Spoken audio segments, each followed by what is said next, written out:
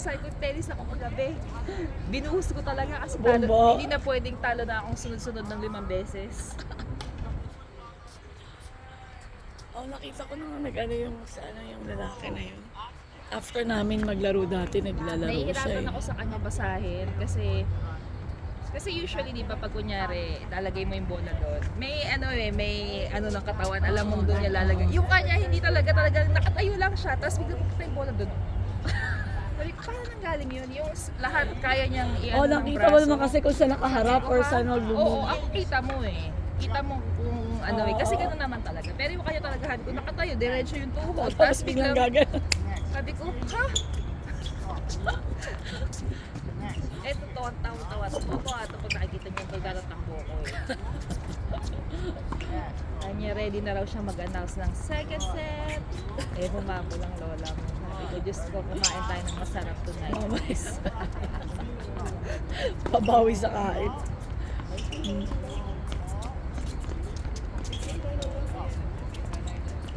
Natutuwa nga ako, nagugustuhan nila. Masaya mag-tennis talaga. Piling ko nakatulong din yung Alex Ayala na yan. Oo. Kasi si Francis dati, badminton yung gusto niya. Ayaw niya mag-tennis. Pero ngayon, Iba kasi actually ang challenge ng tennis. Tapos pag nagagawa mo yung pinaplano True. mo, tsaka ano siya no, parang mind and body lahat. lahat. Kasi meron siyang physical, meron siya yung tactical talaga. Tapos tulad yung din yung kay Alex nga yung never give up na ano, meron din ganon. So ang dami niyang kailangan sa totoo lang. Tsaka sabi ko nga nun, parang ang tennis, hindi ka basta-basta pwedeng maglaro. Kailangan mag-aral ka. Hindi ka tulad ng badminton, mahawa ka ng raketa. Kaya mo Kaya. maglaro, di ba? Parang yung paddle. Paddle, pickleball, Na yung medyo first siguro. time mo humawak, makakapagbalikan kayo ng bola kahit Oo, konti. true. Ito hindi Tennis, talaga. hindi. Sabi ko nga ako, yung Ito yung kamay mo. pinakamahirap na gumaling. True. Wala. Tsaka dapat may harmony yung kamay mo, yung paa mo, kailangan sabay.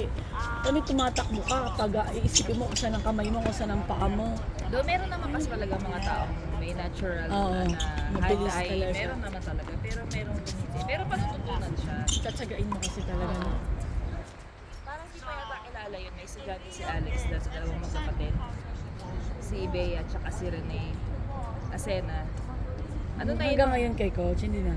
Nasa US ngayon kasi Ah. nakakuha sila parehas na scholarship sa US very good, tennis. O tsaka nag-number 1 sila dito. Pero yung ate, hindi natural. Yung bunso, natural talaga Natural, from day oo, 1 alam mo. oo. Pero mas malayo yung inabot ng ate kasi mas determinado siya. Iba talaga pag Iba, gusto mo kasi. iba talaga. Gusto naman ng isa, pero yung saktong gusto. Pero yung isa Para talagang- mag-effort ka talaga. Oo, pero na, yung isa oo. talaga.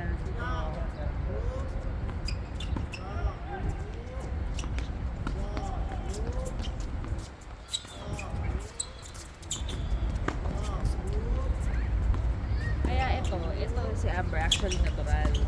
Pero Naman hindi yung pagpamanahan eh. Pero hindi namin yung pinuper ng tuktok. Kailangan sa kanya manggaling eh. True. So, simula 4 years old, naglalaro na yan. Pero this year lang niya sinabi gusto niya gumaling. Hindi na gusto niya gumaling. Naglalaro siya. Di, at Pero least nanggagaling na sa kanya. Oo. Dati ang gusto, naglalaro lang siya kasi yung best friend niya. Yun gusto talagang gumaling. Naglalaro lang siya para makasama niya. Pero ngayon, hindi. Gusto niyang gumaling siya. Sabi, may Alex Ayala din naman. Hindi, may effect din talaga. No? Na yun talaga pinapanood niya. Dati naman nanonood yun ng tennis, pero medyo slight nod lang. Pero nung Thank you. kay Alex, Di iba rin kasi yung may parang same na Filipino na may titignan ka, di ba? kasi dati lagi nang pinanood ng Dubai Open. Oo. Tapos sinasabi niya, bakit wala Philippines ka? Oo. Sabi ko kasi, una, kailangan may champion bago nila ilagay from the country. Sabi ko, mahirap tayo magka-champion kasi hindi tayo makasali. Hindi invited. Kasi wala pang ganong level. Kaya nung nakita niyo si Alex nandun, saya siya. Saka kasi ang tennis hindi naman talaga parang prominent. Yung number one sport sa Mahal Pilipinas kasi siya sa talaga. atin eh. True. Mahal talaga siya. Hindi katulad nung pag nag-basketball ka, pag lumabas mo ng bahay mo. Kasi bawat barangay may ring, basketball oo. court sa atin. Yun talaga ang number one. Eh, ang tennis sa atin dati, kailangan nasa club. Tapos ang kita, bibili ka mo may ano. Swerte na nga lang ako nung bata ako. Kasi yung sa amin, sa Bago barangay mo na namin, Mexico, siya tennis ka na talaga. nag-tennis na ako, 6 years old pa lang. Kasi yun doon sa barangay namin, thank God, may tennis courts. Okay. Kahit hindi siya gated community.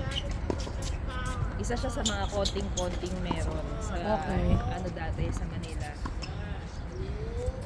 Tapos nung college, nag-tennis ako pero doon lang sa amin. Oo. Tapos nung college, nag-PE ako ng tennis. Okay. Tapos sabi ng teacher, mag-try out ka doon sa ano, Varsity. varsity. Eh nakuha ko, edi sinagseryoso na ng tennis, sumo siya ng Ah, okay.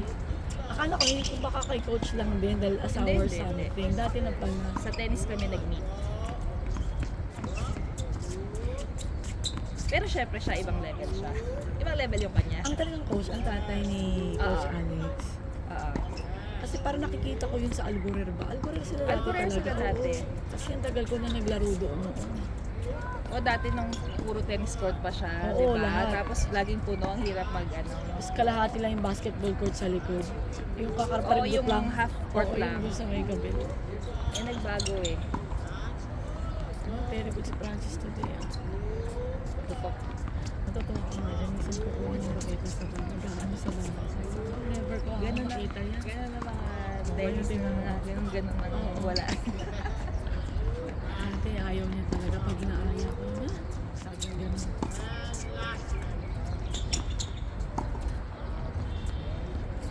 May tira na siya.